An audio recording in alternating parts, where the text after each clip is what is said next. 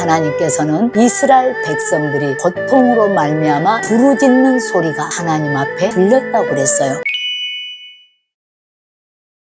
여러분 반갑습니다. 기도 시리즈 제8강 이사야서 62장 6절과 7절의 말씀과 출애굽기 2장 23절에서 25절 말씀을 가지고 저와 함께 은혜 받는 시간을 갖기로 하겠습니다.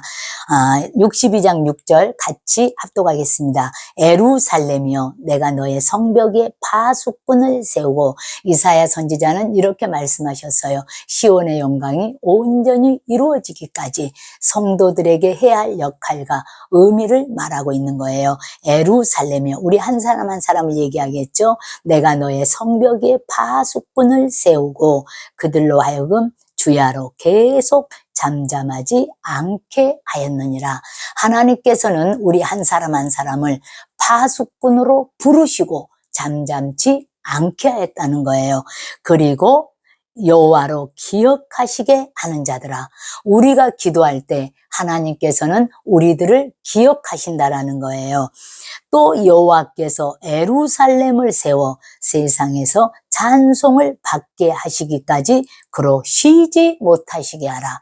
세상에서 응답을 받을 때까지 그로 쉬지 못하게 하라. 그로는 누굴까요? 우리가 기도할 때 우리 하나님은 우리를 위해서 일하신다라는 거예요. 우리를 위해서 쉬지 않고 일하신다라는 거예요. 그래서 우리가 주야로 잠잠하지 않고 우리가 깨워서 기도할 때 파수꾼이 되어서 우리 가정에 파수꾼이 되고, 이렇게 영적으로 깨어있는 자, 이 사람이 바로 파수꾼이라는 거예요. 우리 가정에서도 한 사람이 깨어있다면 그 가정은 어떤 어려움이 온다 할지라도 그 어려움을 다 이길 수 있고, 어떠한 고난이 온다 할지라도 이 파수꾼이 한 사람만 있다 할지라도 그 고난을 이길 수가 있는 거예요. 우리가 출애굽기 2장 23절에서 25절 말씀을 같이 합독하겠습니다. 여러 해 후에 애굽 왕은 죽었고 이스라엘 자손은 고된 노동으로 말미암아 탄식하며 부르짖으니, 이스라엘 백성들이 문제가 없을 때는 기도하지 않았어요.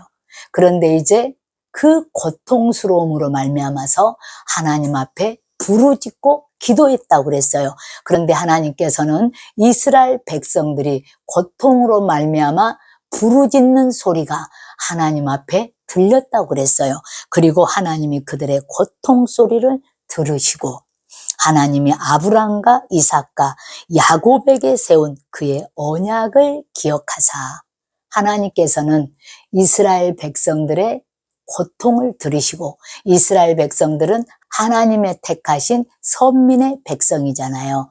우리가 오늘 이스라엘 백성 할 때 저와 여러분인 거예요. 왜요? 하나님께서 우리가 하나님을 택한 것이 아니라 하나님이 우리를 택하여 세웠나니, 이렇게 얘기하고 있는 거예요. 그래서 하나님이 이스라엘 자손을 돌보셨고 기억하셨더라. 어떨 때요? 부르짖고 기도할 때, 그 고통스러운 문제 앞에서 하나님 앞에 부르짖고 기도할 때 하나님께서는 이스라엘 백성들의 고통을 들으시고 기억하셨더라. 그리고 하나님께서는 아브람과 이삭과 야곱에게 세운 그의 언약을 기억하사, 약속을 기억하사. 자, 하나님께서 히브리서 6장 14절에 보면 반드시 내가 너를 복주고 복주며 번성하게 하고 번성하게 하리라, 이렇게 말씀하셨어요. 제가 우리 교회에 일어났던 잠깐의 간증을 하겠습니다. 우리 교회는 주일학교 학생이 한 2년 동안 혼자 교회를 다녔어요. 그리고 그 엄마는 주일마다 그 아이를 교회 앞에까지 데려다주고 갔어요. 그 주일학교 학생의 어머니를 우리도 수없이 전도를 해서 듣지 않았어요. 그런데 나중에 알고 보니까 그 엄마는 아가씨 때 교회를 다녔던 사람이었어요. 아버지가 핍박을 했어도 교회를 빠지 않았고 다녔던 사람이었어요. 그런데 어느 날 그 아이를 교회에 데려다 주는데 이렇게 성령의 음성이 들렸어요. 이제는 너도 교회를 나와야 되지 않겠니? 이런 음성이. 그렇다고 금방 나왔으면 얼마나 좋았겠어요. 그러고도 한 2달쯤 그 음성을 듣고도.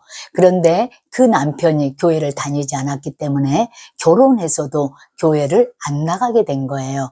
그런데 어느 날 스스로 교회를 나와서 이제 하나님 앞에 신앙생활을 잘하게 되었고, 그리고 교회 구집일도 도맡아 하기 시작했어요. 그리고 8시 기도에도 나와서 남편을 놓고 기도하고 자녀를 놓고 기도했어요. 내 남편 예수 믿고 구원받게 해달라고 그렇게 기도했어요. 그런데 어느 날 그 남편의 사업에 폭풍을 맞게 된 거예요.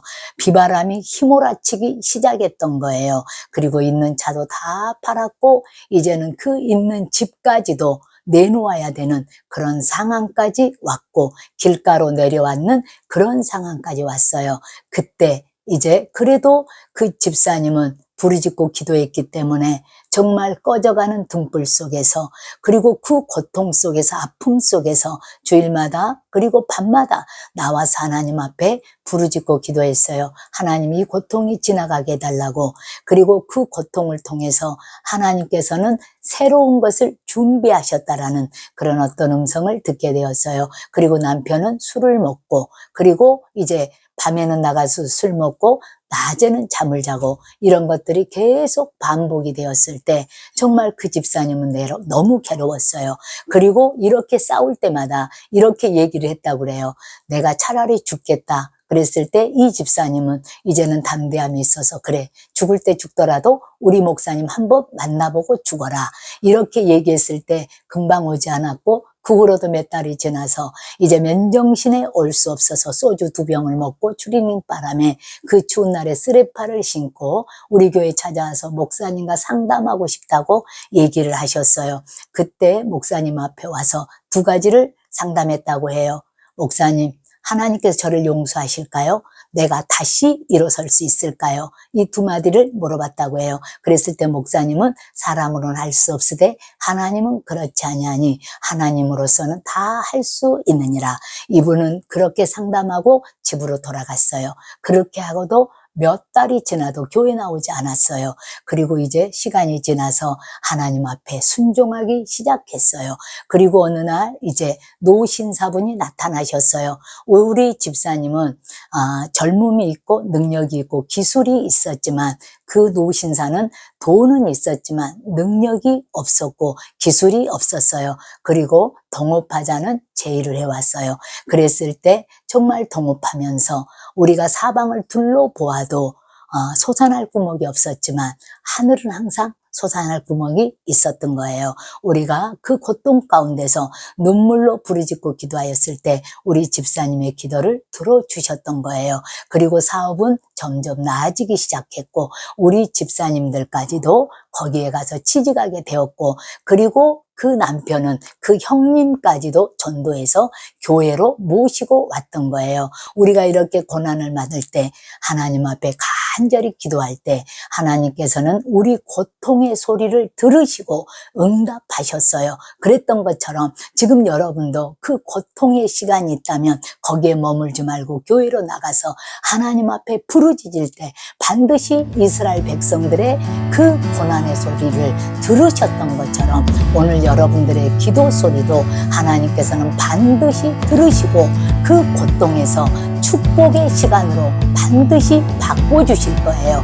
그리고 그 고통이 나중에 생각했을 때는 얼마나 축복이었는가 하면서 감사할 수 있는 시간들이 될 거예요.